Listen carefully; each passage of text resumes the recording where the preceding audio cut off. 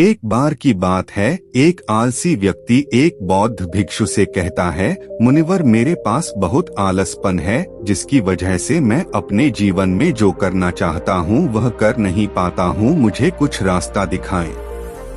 तो बौद्ध भिक्षु उस आदमी से पूछते हैं, क्या तुम्हें पक्का विश्वास है कि तुम्हें आलसपन है?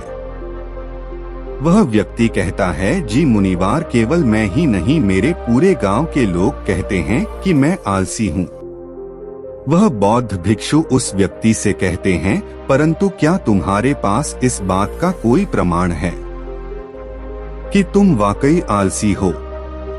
वह व्यक्ति कहता है, जी मुनिवार। तो बौद्ध भिक्षु कहते हैं, क्या प्रमाण है? मुनिवार, मैं जानता तो हूँ कि व्यायाम करना मेरे स्वास्थ्य के लिए अच्छा तो है, लेकिन मैं चाह कर भी नहीं कर पाता हूँ क्योंकि मेरा आलस मुझे सुबह जल्दी उठने ही नहीं देता। वे बौद्ध भिक्षु कहते हैं, अच्छा तुम ऐसी आलस से परेशान हो? व्यक्ति कहता है, जी मुनिवार। बौद्ध भिक्षु कहते हैं, परंतु क्या तुम जानते हो कि आलस होता क्या है? वह व्यक्ति कहता है, मैं यह तो नहीं जानता कि आलस का अर्थ क्या है, परंतु यह जो भी है बहुत बुरा है। वह बौद्ध भिक्षु कहते हैं कि सबसे पहले तो तुम यह समझो कि जो भी चीज प्राकृतिक रूप से मनुष्य के भीतर है उसका कोई ना कोई उपयोग है, वह बुरी या अच्छी नहीं है। आलस एक भाव है, एक विचार है, जिसे जाने अनजाने में हम खुद ही पैदा करते हैं। वह व्यक्ति पूछता है, परंतु वो कैसे मुनिवर? वे बौद्ध भिक्षु कहते हैं, आलस्य पैदा होने के दो कारण हैं। पहला शारीरिक और दूसरा मानसिक। जब हम शरीर को कोई ऐसी भोजन देते हैं जिसके खुद के भीतर कोई जीवंतता नहीं है, तब हमारे शरीर के भीतर आलस्य पैदा होता है, क्योंकि यह शरीर ऊर्जा से चलता है और जिस तरह का ऊर्जा हम उसे देते हैं यह उसी तरह का बर्ताव करता है। शरीर के भीतर हमारे अंदर आलस्य का दूसरा कारण है गलत तरह से बैठना, गलत तरह से सोना और गलत तरह से चलना। हम इस बात पर कभी ध्यान नहीं देते कि हमारे बैठने, लेटने और सोने की स्थिति भी सही भी है या नहीं। अगर तुम तथागत बुद्ध को देखोगे तब तुम पाओगे कि जब वह बैठते हैं तो उनके रीढ़ की हड्डी बिल्कुल सीधी होती है। जब वो होते हैं उनके शरीर के किसी भी अंग में कोई दबाव नहीं होता, और वे जब चलते हैं उनके दोनों कदमों के बीच एक ताल में नजर आता है। यह जरूरी नहीं है कि कोई बुद्ध को सुनकर ही समझे। अगर कोई समझना चाहता है तो सिर्फ उन्हें ध्यान से देखकर भी बहुत कुछ समझा जा सकता है। शारीरिक स्तर पर आलस्य का तीसरा कारण है सुबह जल्दी ना उठना। यह सुनकर वह व्यक्ति कहता है, हाँ मुनिवार, मैं सुबह जल्दी उठ ही नहीं पाता। वह बौद्ध भिक्षु मुस्कुराते हैं और कहते हैं, तुम सुबह जल्दी तभी उठ सकते हो जब तुम रात को सोने का एक सही समय निर्धारित कर लोगे। प्रत्येक बौद्ध भिक्षु को अनुशासन का पालन करना होता है, क्योंकि अनुशासन हमारे जीवन में संतुलन लाता है।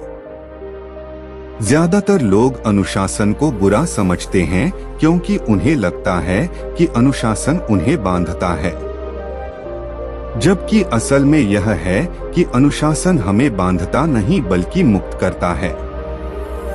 तब वह व्यक्ति पूछता है, परंतु मुनिवर शुरुआत कहाँ से करें?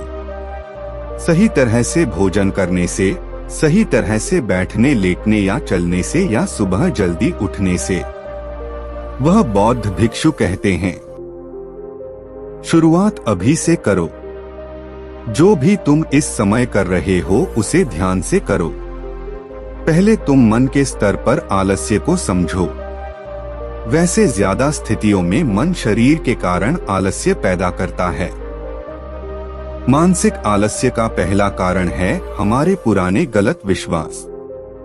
हमें लगता है कि हम पिछली बार भी नहीं कर पाए थे, इसलिए इस बार भी हमसे नहीं होगा। हम इस बात को नहीं देखते हैं कि इस बार और पिछली बार में बहुत अंतर है। अब हम मानसिक तौर पर वह नहीं है जो पहले थे। अब सब कुछ बदल चुका है। जब हम अपने आप को काबिल नहीं समझते तब आलस हम पर हावी हो जाता है। दूसरा कारण है छोटी लोग वाले और आलसी लोगों का साथ देना। कभी कभी ऐसा होता है कि आलस्य हमारे भीतर नहीं होता, परंतु दूसरों लोगों से वह हमारे भीतर आ जाता है। ऐसा इसलिए होता है क्योंकि हम आलसी लोगों की संगति करते हैं। वह व्यक्ति कहता है कि जी मुनिवर, ये एकदम सत्य है, यह बात तो मैंने भी अनुभव की है। वह बौद्ध भिक्षु कहते हैं, तीसरा कारण है मन का स्पष्ट ना होना। मान लो तुम एक वन में खो गए हो और शाम होने वाली है, तुम्हें यह नहीं पता कि तुम्हारा घर किस दिशा में है, तो क्या ऐसी स्थिति में तुम आलसी बनकर लेट जाओगे या फिर अपने घर की तलाश में निकल पड़ोगे? वह व्यक्ति कहता है कि मैं घर की तलाश में निकल पड़ूंगा। तब वो बौद्ध भिक्षु कहते हैं कि अगर खूब प्रयास करने के बाद भी तुम्हें तुम्हारे घर का रास्ता नहीं मिला तब तुम क्या करोगे? वह व्यक्ति कहता है, मैं फिर भी तलाश में लगा रहूंगा, क्योंकि मेरे पास उसके अलावा और कोई विकल्प ही नहीं होगा। वह बौद्ध भिक्षु कहते हैं, मनुष्य को आलस तभी पकड़ता है जब उसके पास कई विकल्प होते हैं। अगर किसी के पास सिर्फ एक ही विकल्प है तो उसका मन पूरी तरह से स्पष्ट होगा। अगर तुम अभी व्यायाम नहीं कर पा रहे हो तो उसका कारण तुम्हारे नजर का स्पष्ट नहीं होना है।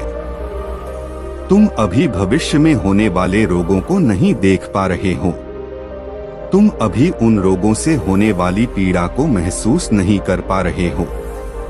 वह बौद्ध भिक्षु आगे कहते हैं कि आलस्य का चौथा मानसिक कारण है किसी काम को करने की कोई वजह न होना। मान लो तुम एक रास्ते से कहीं जा रहे हो और बहुत देर तक चलते चलते तुम कहीं थक जाते हो। अब तुम्हारा और चलने का मन नहीं कर रहा है, तुम्हें आलस्य आ रहा है। तभी तुम वहां देखते हो कि एक शेर तुम्हारे पीछे चला आ रहा है, तो क्या ऐसी परिस्थिति में भी तुम अपने आलस्य को लेकर वहां रुके रहोगे? नहीं ना। तो इस बात को समझो, आलस्य तुम्हें उसी काम को करने से रोकता है जिसे करने की कोई बड़ी वजह ना हो।